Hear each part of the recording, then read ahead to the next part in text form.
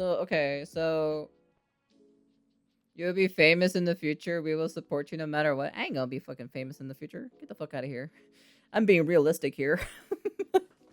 I'm being super realistic. I'm so grounded or so. I'm like I do not have a massive ego or have my head high up in the clouds or so. I'm being fucking realistic with my shenanigans, to be honest. So was that an Iron Mouse video that was being? Yeah, it is. It's just an Iron Mouse being promoted to me.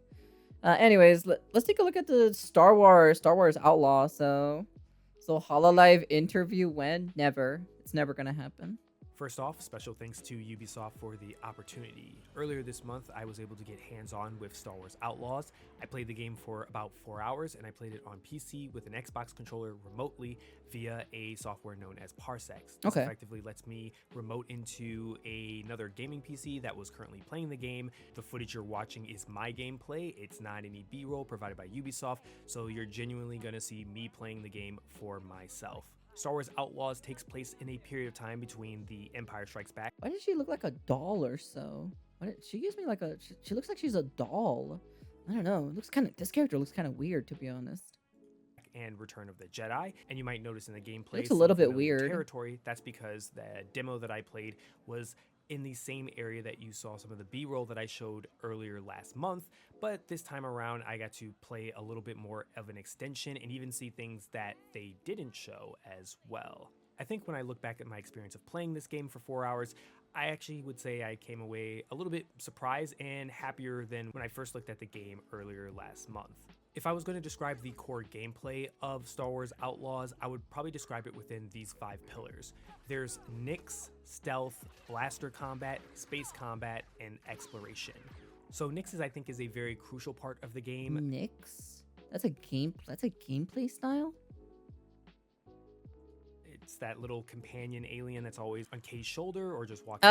Oh, wait, you can actually be the little creature or so? Oh, that'd be pretty cool. $140 for a few days early. Oh wait, is that what they did? Wait, is this game basically coming out in a, hold on, let me see, hold on, wait a second. Star Wars Outlaw release date. Let's see, I literally forgot when this game is coming out. Oh, it's already out. Oh, I see. But then these people did it early. Okay, I see. Around.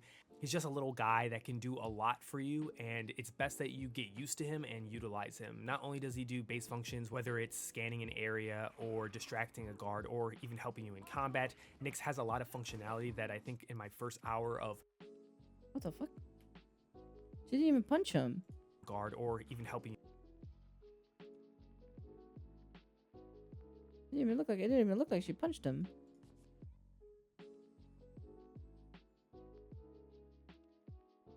Wow, it's so hard to tell, to be honest. Look at that shit. It didn't even look like it connected or so. Looked like he barely rose his head and then he got knocked and then knocked the fuck out.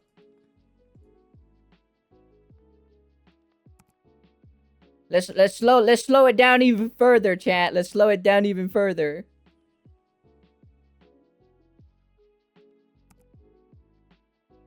Interesting. I don't know, it just looked kind of weird or so.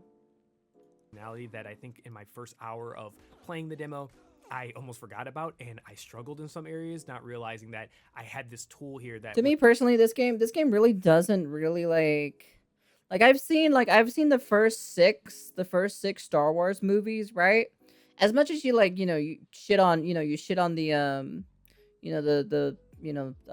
not the first 3, but the first 3 in the story, right? The canonical order or so, right? Like the Attack of the Clone Wars, Phantom Menace, and then the other one, whatever the other one is called, right? Is that what they are? The prequels, yeah. As much as they weren't super great or anything like that, right? At least they're 10 times. I feel like in my personal opinion, they definitely aged way better now because of how all the other Star Wars stuff is completely terrible now these days. It feels like those have aged a lot better compared to that. To be honest, the Jar Jar Binks thing, you know what? I'd rather deal with the Jar Jar Binks scenes than having to deal with whatever we're having today with Star Wars, you know? Like honestly, I'd rather deal with the funny haha bits with Jar Jar Binks than whatever the fuck Acolyte was. I actually, you want to know something? I actually saw one episode of Acolyte because my younger sister was like playing it or something. Cause she came to visit. She came to visit today. She put on Acolytes. I saw one episode of the Acolytes. I was just like, man, dude, I fucking wasted my I wasted my time watching this, to be honest.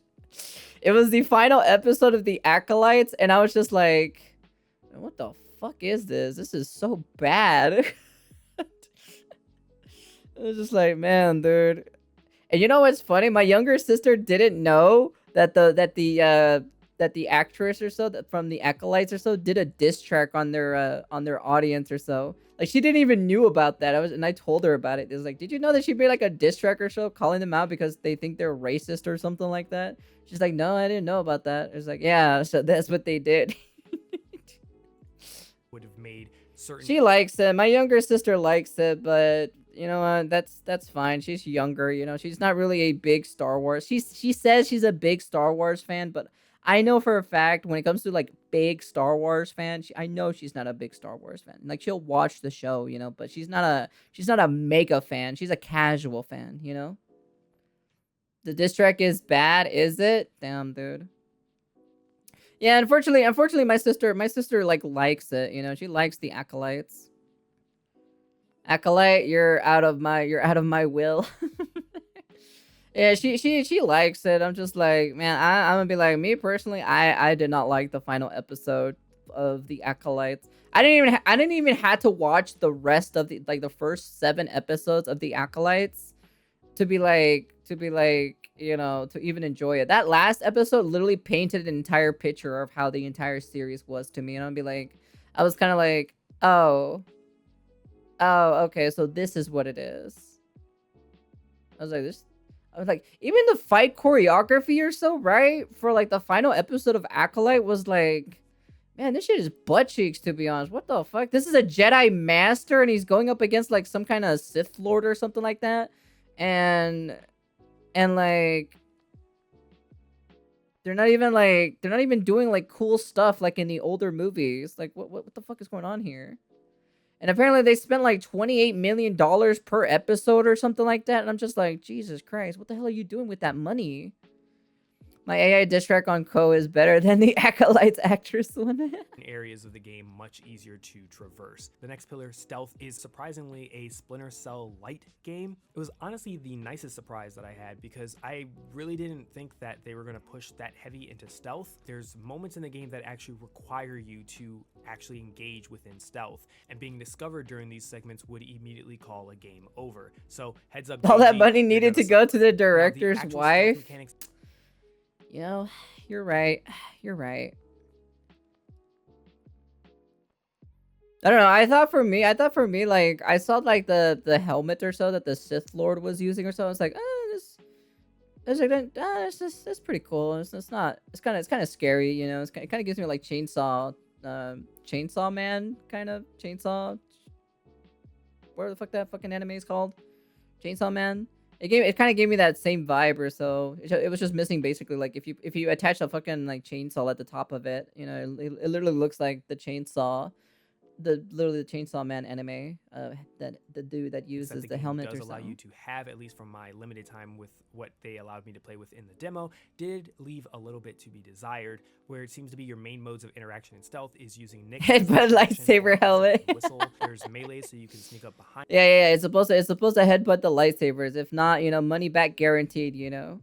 People and knock them out, or just simply sneaking around them and using like high grass or cover to sneak around patrolling guards. Now, unfortunately, I am sad to confirm that Kay cannot pick up or move and hide bodies. So once you knock somebody out, they're just stuck there. So just something to keep in mind. I know as a stealth fan myself, that's such a crucial mechanic, and not seeing it here is in fact a little disappointing, especially when the game forces you to engage in stealth. Moving to blaster combat, I have already discussed this quite a bit, so I don't think I need to expand on it a little bit more, but as you know, the main blaster that Kay uses, there's only one primary that she really uses the entirety of the time, and that blaster, however, has different modes, and each of these modes has a different function. So you have the regular blaster, which is for dealing damage, then you have an ion version, which you can use to help destroy people who are using shields, and I have like... Wait a minute. How are these clone troopers hitting her?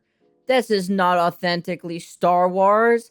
Everybody knows that the fucking troopers, right? The Star Wars troopers, right? Their aims are a fucking potato. They should have less than like what, a 0.5 KD. How the fuck are they hitting the main character? Yo, that makes no sense, bro. This is so unauthentic.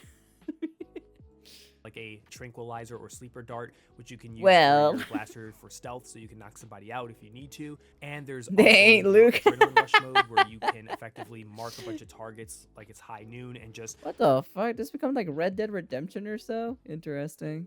spray everybody and kill them. It actually reminds me quite a bit, like I said before, of Blacklist, Splinter Cell That's literally from Red Dead Redemption. Blacklist, where there's the mark and execute system. Also around the environment, there may be weapons that you can find that you can pick up, and of course there is... I think Red Dead Redemption has that mechanic, right? Or unless I'm thinking of the Call of Juarez or something like that. Does Red Dead Redemption have that specific mechanic where you tag enemies or so, and then you just go bang bang bang and just shoots all three of them or so? I don't remember, to be honest. It's been like forever since I've seen gameplay of that game. So I haven't played the game, but it's been a long time since I've seen gameplay of it. I'm just gonna use a regular gun. No, you can only use the pistol. That's it. You can only use a pistol. You can only use the pistol that she has. You can't use anything else, you know. Melee, and the melee, the best way I can describe it is very similar to Uncharted. You can run up to somebody and start piecing them up. However, if they are aware of you, they'll shove you off of them. Red Eye? Okay. Thank you for confirming it for me. So for doing that. But there's also space combat when you are has Dead Eye. Okay. flying your ship. The space combat actually is pretty solid, if a little bit on rails. My time and space was a little bit limited, but I did run into a cool interaction, which was with some TIE fighters, where I was trying to escape an Imperial space station. And the other one, which I thought was really cool, was when I came out of hyperspace, I ran into an engagement where space pirates were trying to attack I guess some sort of convoy or a civilian ship, and I decided on intervening, and that was actually really cool, especially the environment. Wow, like something straight out of a Star Wars movie. That's pretty cool. I do have to say that is actually pretty cool. That's actually pretty cool. It kind of gives the space world kind of like, you know, it's not kind of like completely dead and empty, you know. It actually has some, you know, it's kind of like alive or so, you know, feels organic, you know. That's pretty cool. That's pretty cool. And then finally, the last part I would say is exploration. There is a lot of secrets that you can find in this game. You go out in the world and you do like see something in the distance, or a landmark, or maybe some sort of building or a base. But the only thing I have to say though is that, you know, yep, it's better than Starfield. Yeah, but I'm gonna put in a but though, right?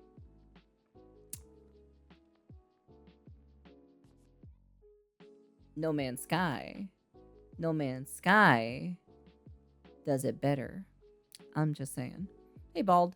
You're gonna find something there that Kay can use. The world is pretty alive, I will say. There's wildlife moving around, there's other NPCs that are just moving around on speeder bikes or just walking around in cities, and when you're out in a big open world, there are these really cool living world events, or basically like dynamic events that will happen.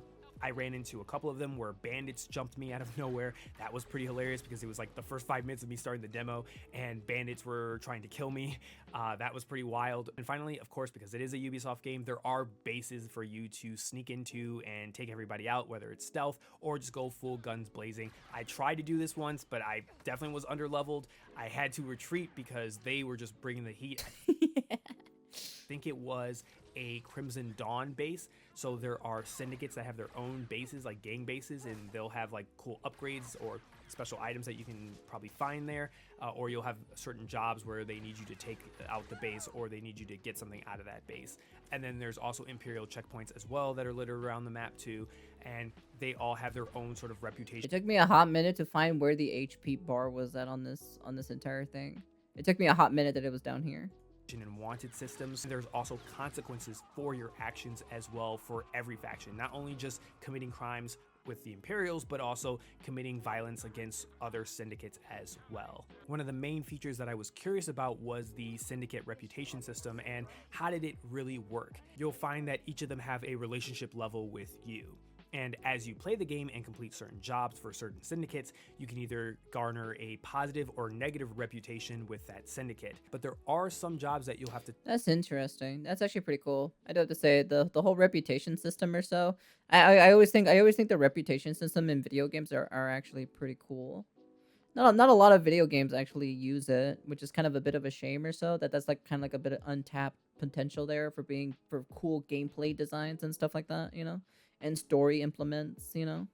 To take on that do require you to backstab another syndicate, which can lead to some very interesting choices that you have to make in game. Throughout my time playing this demo, I had multiple opportunities during different conversations where I had to make a choice that would help one syndicate while also pissing off another. And through just this little snapshot, I could see how this could become a really interesting balancing act, as you won't be able to make everyone happy. But there are some rewards for those that you decide to ally yourself with and stay loyal to.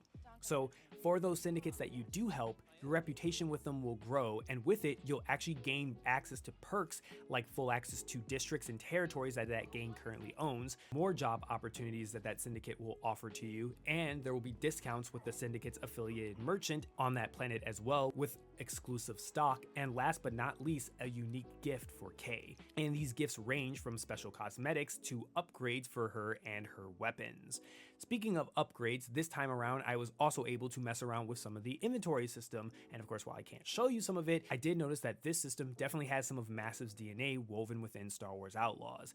It looks like in this game, Kay can get her hands on all types of different clothes, and some of these clothes are even part of certain sets. Some of you may recall something very similar in The Division 2, where if you complete a set, Kay will gain access to a very powerful perk. You don't have to worry about the items having some sort of power level or item power for the weapons or clothing that you may find. You don't need to worry about that at all. This is not a looter shooter. Not only are there weapons and items that you can find and upgrade Kay with, but I also found in the game that there was a group of contacts that I'm assuming as you play the game you'll discover and track down. Once you find them, you can work with them, and helping them with what they need reminded me a little bit of Mass Effect 2's loyalty missions, and in return, they'll give Kay access to brand new abilities based off of their craft, from combat to stealth to some very other interesting things that I won't tell you about because I don't want to spoil you. And finally, let's go a little bit into my pros and cons. Kind of looks like a Mexican Robert Plant. It's very interesting so far. I'm still not gonna play it because you want to know why? Because it's just honestly just doesn't interest me as much personally. So. Good news, I have actually a lot more pros than I do cons. So let's get down to it. I definitely feel like the game is very immersive. Moving around the open world and exploring was actually more fun than I was expecting. Taking the time to bet on horses or also play sabacc were probably my favorite highlights of the entire demo. A fun little fact, because you know, I just want to pat myself on the back, the demoist did comment that I was one of the only people in my group that was able to beat the entirety of the demo and win in sabacc before the session was over. I not only won one game of sabacc, but I also found the secret game, and I beat those bums too and took all their money. Gunplay feels pretty good here as well. It reminds me gambling, gotta gamble all the time. A lot of Battlefront 2. Enemies didn't really feel like bullet sponges, but depending on the enemy type, they will require you to use your brain in certain scenarios. I usually like to do that in with October. shields, I think October is a lot more better for hunty spoopy stuff. In this game. I was also very happy to see that stealth was not only encouraged, but at some points even required. Doing the main mission where I had to sneak on the Imperial space station was actually pretty stressful and was actually a difficult challenge. I died a couple times trying to complete it. I really love how there's actually choices in this game. That was really a nice surprise with what looks to be actual consequences to your choices. The characters that I ran into in this demo were all really enjoyable. So far, I enjoyed the interaction between Kay and Nyx. There's actually a really funny moment on the Imperial space station, like I said before, where Kay runs into a brand new character, and there's this entire sequence in the form of a prison break that actually gave me a good chuckle. The game knows how to have serious moments while also being a little goofy in that loving Star Wars type of way. Now, I didn't get to see anything regarding doing a heist or a lot of the main story cutscenes, but from the ones that I did get to see, they did engage me and have me interested in seeing where the story was going. And finally, of course, and I wrote this in all caps, sabacc. Sabacc is awesome and it's hella immersive. I could easily see myself spending hours playing this game, and I was actually pretty damn good at it if I do say so myself. The game is easy to pick up, and you can even cheat at times with nicks. Now, with the pros out of the way, here are a couple of cons that I did have with my experience playing this demo.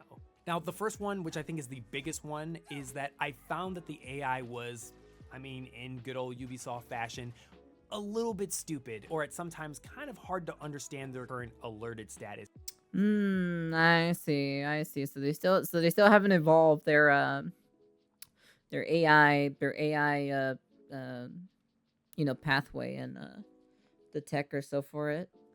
Also, during some stealth segments, it was hard for me to figure out the listening distance of firing my weapon off. Another con that made me a little bit disappointed was that you're unable to shoot your blaster while you're on your speeder. You can get shot at by enemies who are also on speeders if you're driving your speeder, and the only way that you can shoot back at them if your adrenaline ability is fully loaded, which kind of sucked. I kind of wish that there was a way I could just pull my pistol out and just shoot at people while also driving. That's a little bit That's kind of lame, to be honest. Good old Ubi AI, yep. Good old Ubi AI. That's kind of a little bit lame that you can't shoot. You can't shoot on the speeder bike. disappointing, but what can you do? Some of the jumping animations lack a little bit of polish. There was a point at the game where I was trying to get up a cliff, and where in most games this would be pretty easy to do, I found it very difficult to do without some sort of mantling system and animations for it. And then finally, my last con, some of the platforming I feel needs just a little bit of polish. Yeah, I'm that person that might actually need some yellow paint on the walls. Also, it's important for me to... I've heard that the platforming is a little bit, it's not really the strongest suit or so. That's what I've been hearing. Like the platforming is just not great. Hey, King. Say that while I'm pointing these things out, that they did tell me I was playing on an older build and that some of the bugs that I ran into have already been addressed. It's very important for me to let you guys know that I did not run into a massive amount of bugs or even a very Question is, when did you start playing this game? Early though. Noticeable amount of bugs. These are just very kind of nitpicky stuff that I noticed that I just wanted to bring up because I'm just being transparent. Probably like a week before. I bet you that's what they did or so. I definitely came out of this with more pros than cons, but I think it's important that you get both sides of the same coin. And finally, just a little side thing, I do have some questions still about this game that I'm hoping if and when Ubisoft watches this video, hopefully they cover before the game comes out, which is, first question, how much variety will there really be with the dynamic events, and will there be enough of it before it gets a little bit repetitive? And then second, the heists. I think this is going to be a key part that's been kind of a little bit marketed, but I really would love to know more about how heists work within Star Wars Outlaws. Wait, there's heist in this game? What? Interesting. I did not know about that, actually. They only one-time main story missions that you pull off to do heists?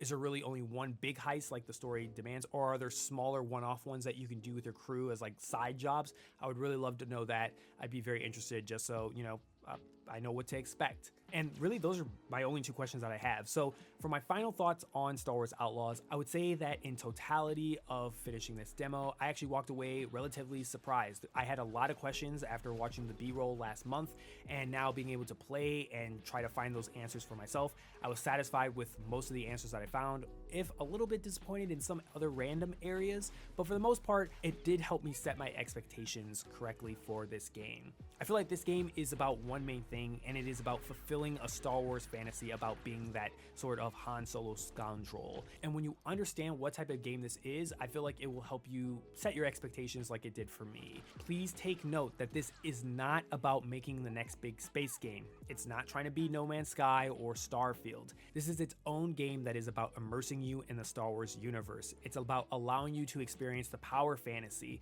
Imagine starting your day doing a job for the Hutt cartel, which leads you to stealing an object for them, but during that entire heist you mess it up and now the Imperials and the other Syndicate wants your head. So now you're frantically trying to weave through fields of debris while fighting off TIE fighters while preparing to go to hyperspace. Think of that in totality of one session of you playing that game. That's really what this game is trying to give to its players, and I think there's a lot here to love. Yeah, but there's some elements or so from No Man's Sky that just can probably do it better than Star Wars, some aspects, you can't do a one-to-one comparison, right? But you can compare some aspects or so from that game and this game, Now, if you are someone, however, who's looking for something a little bit more complex or challenging, something more skewed to something like Jedi Survivor, this simply is just not that game. Star Wars Outlaws releases August the 30th, so next month, and hopefully I'll be able to get a full review out to you guys around that time. So I hope you guys... Interesting. So it's coming out on August 30th. That's very interesting. Yeah, because I saw a lot of people doing this like what 1 month early now. So it's like because I saw a video yesterday specifically about this, right? I've seen like I think like 2 YouTube videos or so on this, and so it's basically coming out. I'm still not gonna play it, right? Because the only reason why it's just not for me, you know. The only Star Wars game I ever played, and that was with me, my younger sister, and my brother or so, was the Battlefront game or so, Battlefront 2 or so. That's literally the only Star Wars game I've ever played.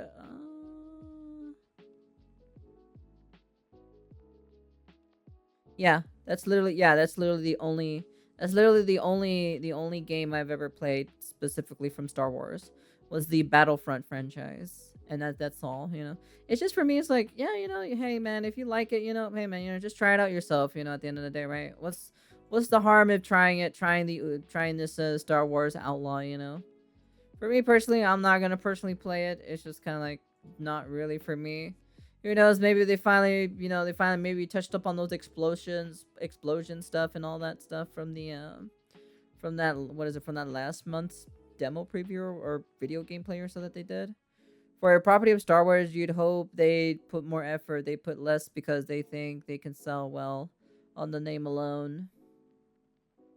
It's an Ubisoft game. It's gonna probably have the same formula of Ubisoft, but in a Star Wars skin. Who knows? Like I said, I don't really play Ubisoft games. Like the only Ubisoft game I have in my roster of like of games specifically is what's the name? Is the Far Cry. Is that one Far Cry game or so? Blood Dragon or so? Yeah, Blood Dragon. That's literally like the only one that I've ever like put like couple of hours or so. Not a whole lot, but a couple of hours in it, you know? Let me see.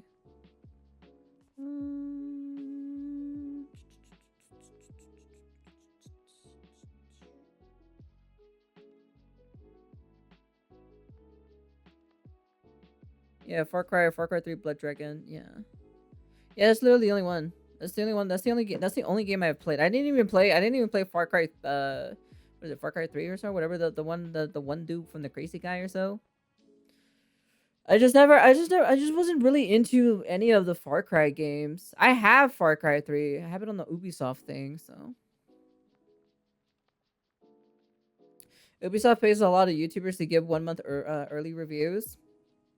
They did that a lot with Skull and Bones and AC Valhalla. Oh, okay. Okay, so we're also expected to get the same thing as well for Assassin's Creed Shadows, which will be very interesting to see when that comes out. But yeah. Is this who I think this is? Is this Ethos from Gaming Illuminati? Because I was like thinking that the name in my head or so, Ethos. I was like, who's this Ethos person? But yeah, it kind of sounds like Ethos or so from the Gaming Illuminati podcast or so. But yeah, no, nonetheless though, yeah, it was a pretty interesting video to take a look at, you know. Like I said, you know, for me specifically, it's not really for me personally. This game definitely doesn't really like grab my attention. It just feels like